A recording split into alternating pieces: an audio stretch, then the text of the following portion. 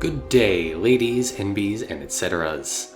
Welcome to Hitman Facts and Features, in which I present an ever-increasingly absurd amount of information about a game I might know better than some of my own family members. Today I have yet more useful facts for those of you who like that sort of thing, as well as some less useful ones to pad the episode out for the people who don't. If you find yourself uninterested in life and losing motivation to learn any kind of Hitman facts, you should know that they'll get better eventually, but in the meantime, you should dislike and unsubscribe. From the blue Easter egg to the classic Calmer tranquilizer gun, odds are that you've used sedative tools in your time with Hitman. They're very useful for removing NPCs from play without having to worry about hiding their bodies if you're going for silent assassin. However, there's some hidden rules for sedatives that can only be found with experimentation, or watching facts and features, I guess. First, if you move a body after it's been sedated, it loses any protections from being found. This change made by Hitman 2 is a little weird, considering that it makes readjusting someone's leg more suspicious than stealing their clothes. But I'm willing to forgive it, because the same is true for lethal poison. It's just that this is never an issue for lethal poison, because why on earth would you move a target who's already been silently disposed of? Second, if you use a sedative on a target, it does not prevent their body from being spotted at all. This feels more than a little arbitrary, especially since it extends to accident knockouts, meaning there's less than a meter's difference between killing your target silent assassin and everyone apparently just knowing that a Hitman caused this explosion. I initially assumed this change was made from Hitman 2 to patch the tranquilizer kill glitch, a very well-known exploit to get practically free silent assassin kills by shooting a target with a calmer and then a gun. But that bug is still in Hitman 3, so the reasoning for this change is beyond me. If you use the default start for Berlin and go around to the far side of the bus stop, you can make 47 inspect one of the vehicles the ICA agents arrived in. This gives the player the following intel. Something is off with this van. Why is an unmarked van parked behind the bus stop in the middle of the night? 47 is in fact so occupied with wondering this that he fails to ask the equally critical questions of, what's this dead body doing here? Why did these 12 agents need 3 SUVs and a van like they had some kind of reverse clown car arrangement?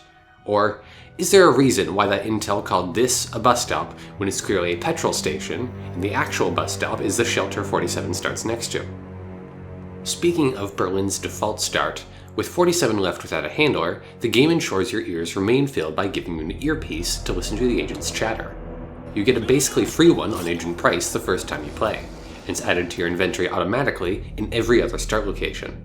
However, if you just skip picking up Price's earpiece to allow yourself some silence, the game doesn't quite fully cooperate.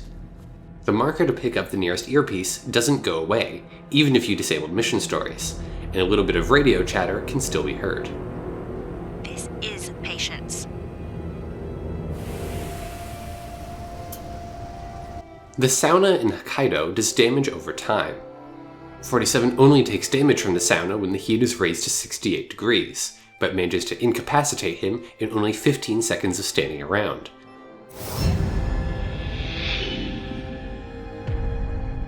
Whereas others are able to stand around for 30 seconds before dying instantly. Oddly, it takes only 25 seconds to kill unconscious NPCs inside at the sauna's normal temperature of 27 degrees, and there's no difference in lethality if you bring on the heat. If you're crazy enough to actually use this, be aware that opening the door lets all the heat and moisture out, stopping any damage from being taken until it is closed. 47 also doesn't take any damage from it if he's dressed as a motorcyclist, to facilitate the special interaction inside. If he hangs out in there long enough, Yuki Yamazaki will even swing by, see it is occupied, and insist that it's too cold for her. As expected. Too crowded and too little heat. Pampered weaklings with their delicate skin. No, I'll pass. Maybe later. See your mistake. If you talk with Tamara Vidal in your suit enough to provoke the showdown in the cinema, but don't kill her, she can recognize 47 and tell her guards to shoot at him, even if he's in a new suit.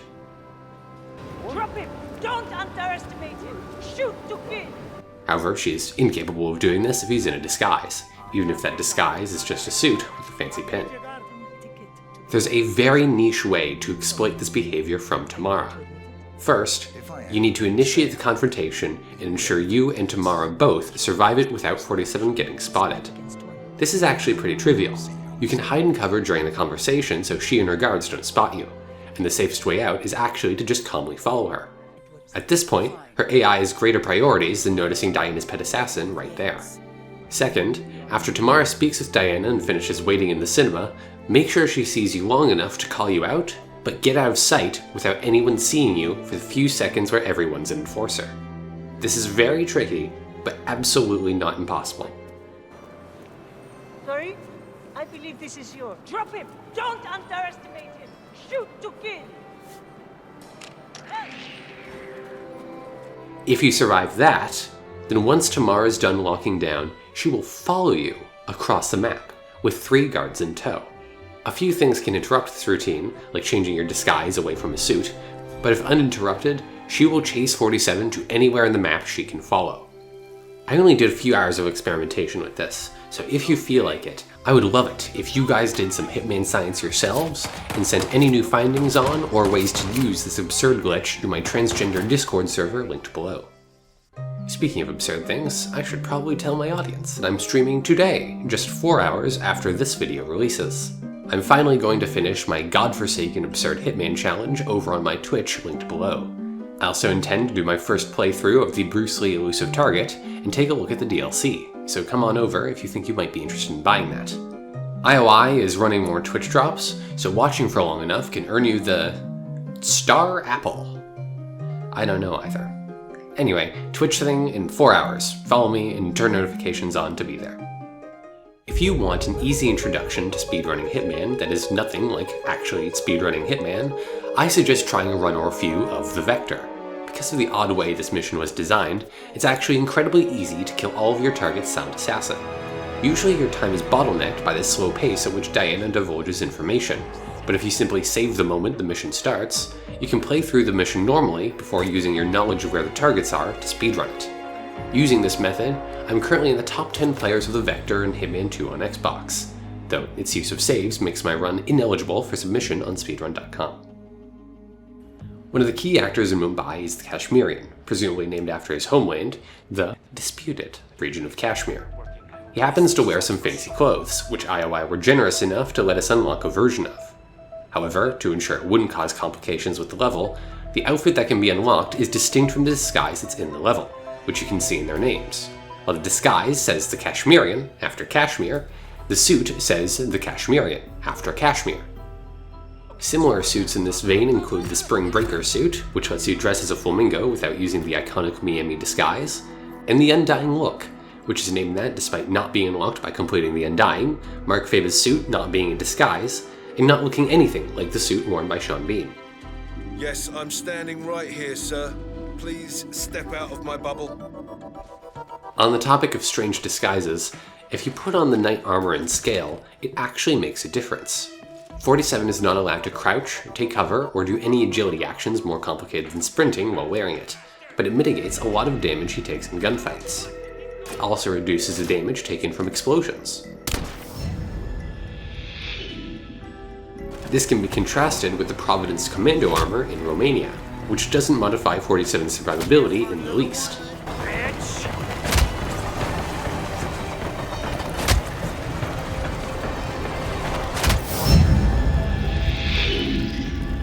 The ridiculous health of the men who wear it is inherent to the NPCs themselves, not their combat gear. A lot of residences in Hitman have doorbells, letting you politely notify the owner that someone's at the door. If you want to be impolite about it, however, you can shoot the button to achieve the same effect. Automatic weapons can also be used to maximize how annoying 47 is. If you're really intent on pranking Rocco, this feature can actually be used to bypass a limitation the game tries to set. Normally, you're only allowed to ring Rocco's doorbell up to a few times, and once he's approaching the door, you're locked out of using it forever. Let me guess, conservatives? Hey, sorry, pal. Well, no offense, but, you mind taking a couple steps back? However, if you simply shoot the doorbell, you can get him to answer it again.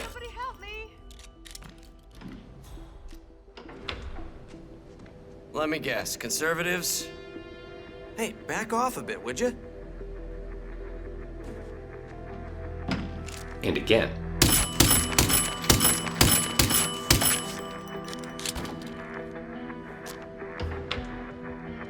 Let me guess, conservatives? Some unique NPCs have special routines that trigger if they're knocked out and subsequently woken up. For example, as funny as it would be to have two detectives who can't be in the same room as each other trying to solve the same mystery, subduing Phineas Whitmer and allowing him to wake up makes him go into a panic, covering his ears and standing next to his car in total silence as he spends the rest of the time you're in the level solving the great mystery of who threw that blue egg at me. Likewise, normally, if you let him, Helmut Kruger will walk the catwalk and have a meeting with Dahlia. But if the game let him resume that standard routine after you knock him out, he might interrupt your own meeting with Dahlia. The devs solved this by making him spontaneously develop a newfound love of staring at the dock and standing around awkwardly as he realizes that you even stole his phone, you sick bastard. Now he can't doom scroll on Twitter until he feels like shit, and then play some Hitman Go to recover. Darling, I'm recording the Facts and Features B-roll. Do you want to say anything? What's facts and features? If you have any manual save files from before the most recent patch on September 25th, do not delete them. I repeat, if your save is in this line, make it stay in this line. My knowledge of this is very limited, because I only found it while recording this video and have tested it exclusively on Xbox, but I've gotten what I've called the Autocloning bullet bug when loading pre-patch saves. You'll recognize these bugged saves if your inventory and weapon HUD disagree on how many bullets are in your gun, with the inventory UI possibly even indicating that your gun has one more bullet in its magazine than it should. If, for example, I shoot this affected ICA-19, it has 8 rounds. 9 rounds. Infinite rounds. Tragically, this glitch doesn't let you fire automatic weapons forever, but it is possible to get a pretty good fire rate going on if you tap fast enough. Though, if you're rapidly tap firing, you might as well opt for the most powerful gun you have. You have not lived until you suppress someone with a semi-automatic pistol, which I guess we'll have to scratch my Battlefield itch until 6 comes out.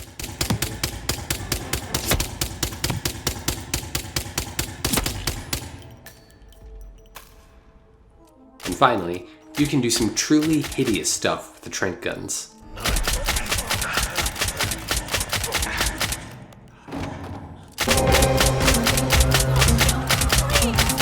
Once again, please send clips of your exploits with this glitch to my Discord server.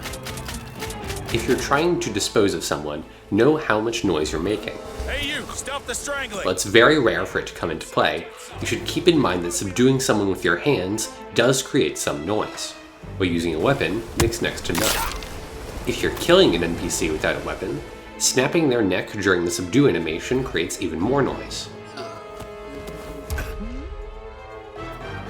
Whereas doing it to an already unconscious person makes none.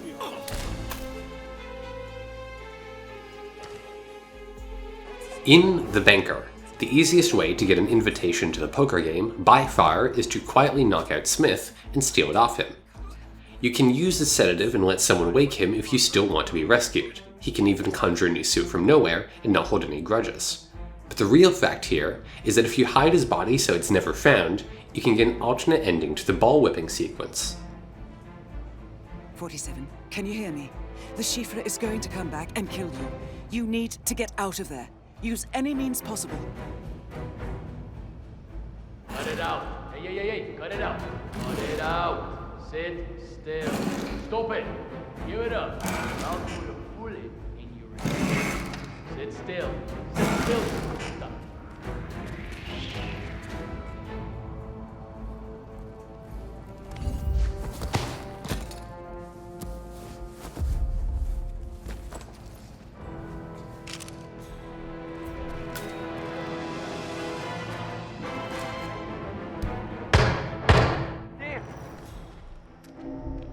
If you want to skip the ball whipping sequence but are incapable of reaching the antidote, perhaps because it's not marked without mission stories enabled, or due to this guard who harasses you for entering a legal area, you should thank my Discord server's token straight man, Hair Saloon Flaunt, who suggested the equally awful and amazing measure of simply putting a proximity explosive where Lashif will teleport to.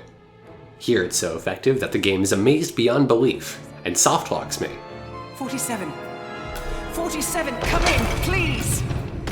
Congratulations, 47. Target has been eliminated. Find an exit. Your money is being transferred now. I'm pressing Y here to no avail, and because I already killed Mads Mikkelsen, I can't even restart the mission. Fun! I love the arcade! We got a big-ass bomb or something over here! A little while ago, I showed you guys a camera linked to a fuse box in New York, which was so unique that I said I hadn't seen it anywhere else. However, Arthur, another member of my Discord server, told me about this other fuse box in the Isle of Scale, which will also permanently shut down a nearby camera if you fiddle with it. Please tell me in the comments if you know of any other instances of this, because these two coexisting makes even less sense than if only one did. One camera linked to a fuse box is just an aberration, caused by a dev who is having some fun experimenting with a weird mechanic idea, like the proximity exits in Mumbai that did make it to Whittleton Creek. But two makes no sense. Scale was developed by a different team, part of which was at a different company, and likely had its development time overlap with that of New York.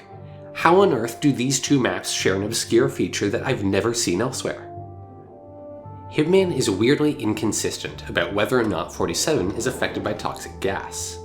If it comes from an item that explodes upon being dropped, like durian fruit, blue egg, or chloroform, 47 takes damage.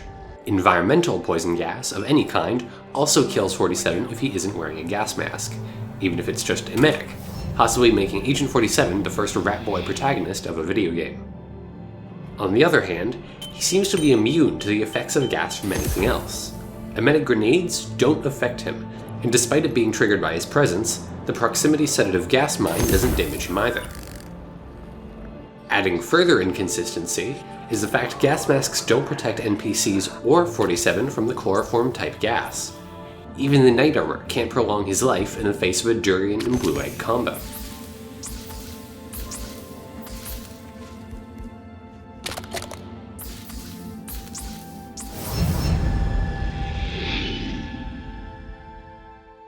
Finally, if you simply choose not to press the subdue button 10 times, you can stay in the animation forever.